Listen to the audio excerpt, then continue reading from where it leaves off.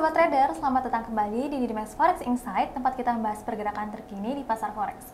Pekan ini kami akan membahas berita-berita paling berpengaruh, mulai dari wacana kebijakan baru dari Bank of Japan hingga rilis CPI dari Selandia Baru. Bersama-sama kita akan mengurai dampaknya dan mendapatkan awasan dari para ahli untuk memandu langkah trading kita.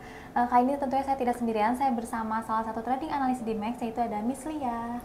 Halo Sobat Trader semuanya, salam kenal. Saya Lia Nurlita sebagai trading analis dari PT Didimax Bandung. Terima kasih Mbak Arya.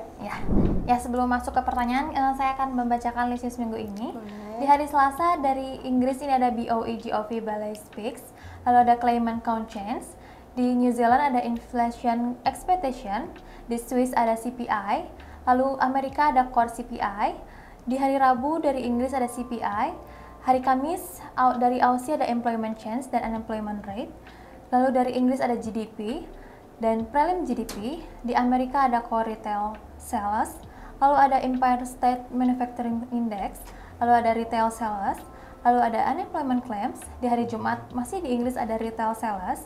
Dan terakhir dari zona Amerika ini ada Core PPI dan PPI sama Prelim UOM Consumer Sentiment. Ya, kita masuk ke pertanyaan pertama. Boleh. Dalam kalender ekonomi di pekan ini, kita tahu bahwa CPI dan PPI akan dirilis di beberapa negara penting. Bagaimana pengaruh dari CPI dan PPI terhadap pasar forex? Bisakah Miss Lia menjelaskan secara ringkas mengenai kedua indikator ekonomi tersebut dan mengapa penting bagi seorang trader forex? Oke. Tentu ya Mbak, kalau misalkan CPI atau bisa sebut dengan Consumer Price Index dan PPI Producer Price Index. Kita ulang kembali, tentu CPI Consumer Price Index dan PPI Producer Price Index adalah dua indikator yang sangat penting dalam ekonomi yang dapat mempengaruhi pergerakan nilai mata uang di pasar forex. Nah, CPI ini mengukur perubahan harga barang dan jasa yang dibeli oleh konsumen. Dan sementara PPI itu mengukur perubahan harga yang diterima oleh produsen gitu. Kedua indikator ini dikatakan penting karena mereka memberikan gambaran tentang inflasi dalam suatu negara. Ketika inflasi itu naik, nilai mata uang biasanya cenderung akan turun karena daya beli konsumen menurun juga gitu. Sebaliknya jika inflasi rendah, nilai mata uang cenderung stabil atau bahkan naik. Bagi seorang trader forex, pemahaman terhadap CPI dan PPI sangat penting karena mengapa? Mereka dapat memprediksi kebijakan moneter suatu negara. Jadi data CPI dan PPI lebih tinggi dari perkiraan dapat mendorong bank sentral untuk menaikkan suku bunga gitu, yang dapat meningkatkan nilai mata uang negara tersebut. Sebaliknya, data yang lebih rendah dari perkiraan bisa memiliki efek sebaliknya. Jadi, memantau CPI dan PPI dapat membantu trader forex untuk membuat keputusan, Mbak, yang lebih baik istilahnya dari dalam tradingnya dan mengantisipasi pergerakan pasar yang potensial, kurang lebih seperti itu. Oke, baik, kita lanjut ke pertanyaan kedua. Boleh? Ya. Pada saat ini, apakah ada hubungan yang signifikan antara CPI dan PPI dan tingkat suku bunga yang dipertahankan oleh Federal Reserve yang ada saat ini? Apakah ada keterkaitan antara indikator ekonomi ini dan kebijakan suku bunga yang diterapkan oleh FED pada level yang tinggi? Oke, pada dasarnya ada hubungan yang erat antar CPI, PPI dan tingkat suku bunga yang diterapkan oleh Federal Reserve atau di Fed. CPI dan PPI adalah dua indikator utama inflasi yang digunakan untuk mengukur tekanan harga di pasar konsumen dan produsen. Jika CPI dan PPI ini menunjukkan kenaikan yang signifikan, hal ini dapat menandakan potensi tekanan inflasi yang dapat memicu kebijakan pengencangan moneter dari The Fed, termasuk peningkatan suku bunga itu tadi. Nah, saat ini The Fed telah memutuskan untuk menahan suku bunga pada level yang tinggi, jadi memang udah benar-benar tinggi kan, sebagai respon terhadap potensi risiko inflasi yang meningkat. Keputusan ini didasarkan pada data ekonomi termasuk CPI dan PPI yang menunjukkan tekanan inflasi yang meningkat. Dengan demikian, hubungan antara CPI, PPI, dan kebijakan suku bunga The Fed menjadi sangat relevan bagi para pelaku pasar forex untuk mengantisipasi perubahan arah kebijakan moneter dan dampaknya terhadap nilai tukar mata uang gitu.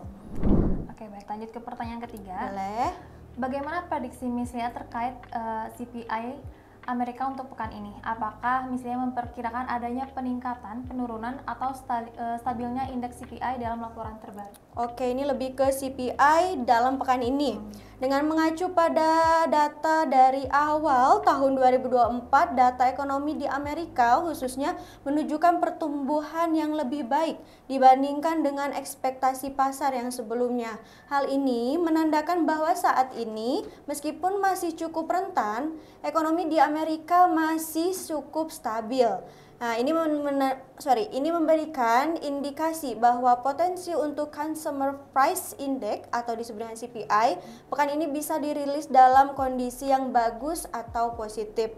Nah, namun kita tetap perlu memperhatikan faktor-faktor eksternal, eksternal yang dapat mempengaruhi CPI.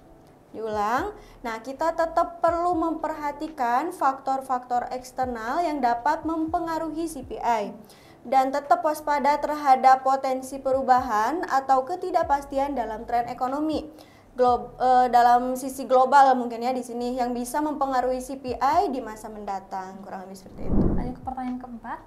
Dengan forecast Consumer Price Index di Amerika yang berpotensi dirilis positif pekan ini, bagaimana Mislia merencanakan trading plan Mislia untuk melakukan transaksi di pasar forex pekan ini? Apakah ada strategi khusus yang Mislia pertimbangkan berdasarkan prediksi CPI yang positif tersebut?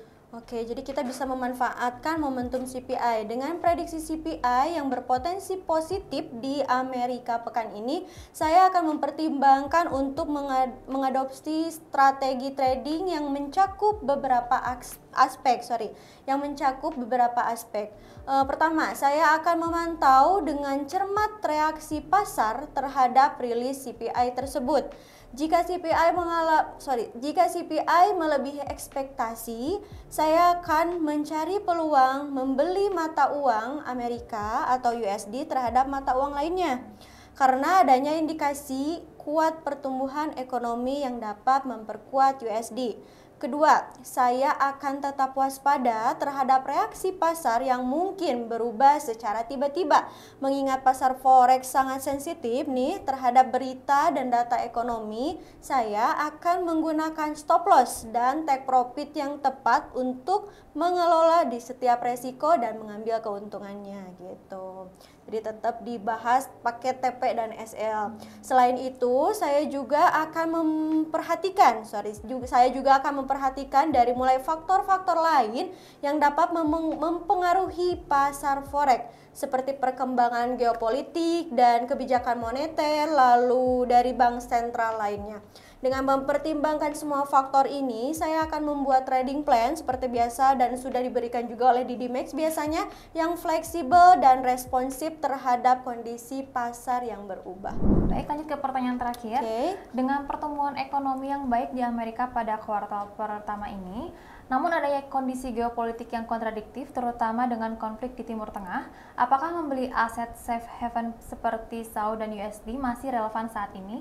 Mengingat harga SAU dan USD berada pada level yang tinggi meskipun potensi kenaikan karena isu geopolitik sangat tinggi. Oke, meskipun ekonomi secara global khususnya di Amerika menunjukkan pertumbuhan yang baik pada kuartal pertama ini, kita tidak boleh mengabaikan kondisi geopolitik yang kontradiktif. Terutama konflik di Timur Tengah mungkin yang sedang terjadi. Meskipun harga XAU atau USD saat ini berada pada level yang tinggi, keputusan untuk membeli aset safe haven seperti emas tetap sangat relevan. Isu-isu geopolitik yang meningkatkan ketidakpastian seperti konflik di Timur Tengah cenderung mendorong investor untuk mencari perlindungan dalam aset safe haven seperti emas. Meskipun harga emasnya mungkin sudah tinggi, potensi kenaikan lebih lanjut masih cukup tingkat mengingat ketidakpastian yang terus mewarnai situasi geopolitik secara global.